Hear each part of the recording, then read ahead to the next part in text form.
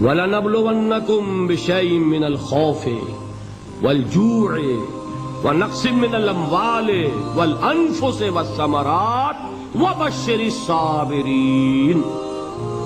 اور دیکھو ہم تمہیں آزمائیں گے، وَلَنَبْلُوَنَّكُمْ ہم لازماً آزمائیں گے تمہیں، بِشَيْءٍ مِّنَ الْخَوْفِ خوف کی کیفیت طاری کر کے، والجوع بھوک فقر اور فاقہ، ونقص من الاموال مالی نقصان، والانفس جانی نقصان، والثمرات اور ثمرات پھلوں اور میووں کا نقصان۔ میرے نزدیک یہاں پر ثمرات کا مفہوم ایک اور بھی ہے۔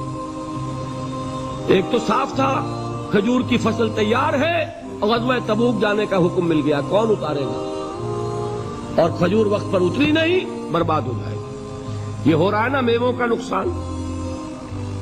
اور میرے نزدیک یہاں یہ بھی ہے، بسا اوقات بہت سی محنتوں کا نتیجہ انسان دیکھتا ہے کہ ضائع چلا گیا، میں نے 10 سال محنت کی، حاصل کوئی نہیں نکلا۔ یہ ثمرات کیا ہیں؟ محنتیں، محنتوں کے ثمرات کا ضیاع۔ کوشش آپ نے کی، قسمت کی خوبی دیکھی ہے، ٹوٹی کہاں کمن، 2-4 ہاتھ جب کے لبے بام رہ گئے۔ Be prepared. ایک شاعر کے یہ اشعار ہیں، وہ کمیونسٹ تھا، میں نام بھی نہیں لیتا، لیکن یہ کہ یہ اسی انقلابی، چونکہ ان کا بھی ایک انقلابی نظریہ ہے، انقلابی عمل میں یہ سارے مراحل آتے ہیں۔ کوئی سیٹ بیک آیا فرض کیجئے، کوئی ناکامی ہو گئی، تو اپنے ساتھیوں کو دل بدھانے کے لیے یہ فصل امیدوں کی ہمدم اس بار بھی غارت جائے گی، سب محنت صبحوں شاموں کی اب کے بھی اکارت جائے گی۔ میرے نزدیک یہ ثمرات کا جو لفظ یہاں آیا ہے، وَنَقْصٍ مِّنَ الْأَمْوَالِ وَالْأَنفُسِ وَالثَّمَرَاتِ، سب محنت صبحوں شاموں کی اب کے بھی اکارت جائے گی۔ دھرتی کے کونوں کھدروں میں پھر اپنے لہو کی کھاد بھرو، پھر مٹی سینچو اشکوں سے، پھر اگلی رت کی فکر کرو، پھر اگلی رت کی فکر کرو، جب پھر ایک بار اجڑنا ہے۔ ایک فصل پکی تو بھر پایا، تب تک تو یہی کچھ کرنا ہے۔ ایک مقصد ہے سامنے، انقلاب برپا کرنا ہے۔ ایک کوشش ناکام ہو جائے کوئی پرواہ نہیں، نیکسٹ، پھر تیار رہو ناکامی کے لیے۔ ایسا نہ ہو جو انگریزی میں کہتے ہیں hope for the best but be prepared for the worst. ایسا نہ ہو کہ دوسری مرتبہ ناکام ہو کے بددل ہو جاؤ، تمہاری ہمتیں جواب دے جائیں، نہیں، پہلے سے تیار رہو کہ دوسری مرتبہ بھی ناکامی آئے تو آئے، لیکن جب تک کہ کامیابی حاصل نہیں ہوتی ہمیں یہ کام کیے چلے۔ دیکھیے سیرت میں آیا کہ نہیں یہ واقعہ؟ بدر میں مسلمانوں کو فتح ہوئی تو احد میں زک پہنچی کہ نہیں؟ 70 صحابہ شہید ہوئے کہ نہیں؟ اگر ان کی ہمتیں جواب دے جاتی تو گاڑی کیسے چلتی آگے؟ تو فرمایا وَلَنَبْلُوَنَّكُمْ بِشَيْءٍ مِّنَ الْخَوْفِ وَالْجُوعِ وَنَقْصٍ مِّنَ الْأَمْوَالِ وَالْأَنفُسِ وَالثَّمَرَاتِ، ہم تمہیں لازماً آزمائیں گے، خوف کی کیفیت سے، فقر و فاقے کی کیفیت سے، بھوک سے، جان کے نقصان سے، مال کے نقصان سے، محنتوں کے حاصل کے ضائع ہو جانے سے۔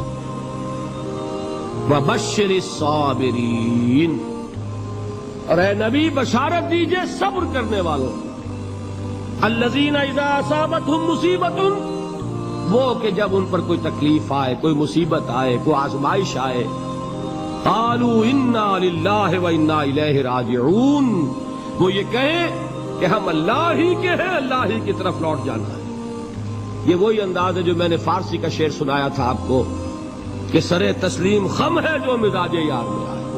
وہ ہمارا مولا ہے، ہمارا آقا ہے، اگر اسے یہی منظور ہے تو ہمیں بھی یہی منظور ہے۔ میں نے تسلیم و رضا کی بات کی تھی نا، آپ کو کچھ شعر سنائے تھے، ایک شعر اور سنیے، اور یہ کس کا ہے؟ محمد علی جوہر کا۔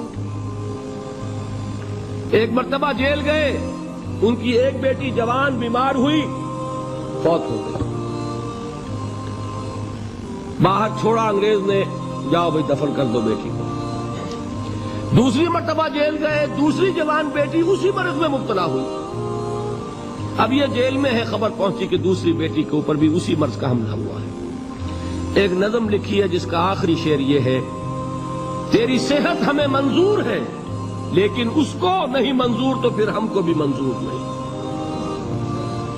یہ ہے، جب تک یہ کیفیت نہ ہو اس میدان میں آدمی ثابت قدم نہیں رہ سکتا کہ میرے رب کو اگر یہ منظور ہے تو یہی مجھے منظور ہے، اور تیری صحت ہمیں چاہیے تو ضرور لیکن ہمارے رب کو منظور نہیں تو ہمیں بھی منظور۔ راضی برضائے رب، وبشر الصابرین الذین اذا اصابتهم مصیبۃ قالوا انا للہ وانا الیہ راجعون۔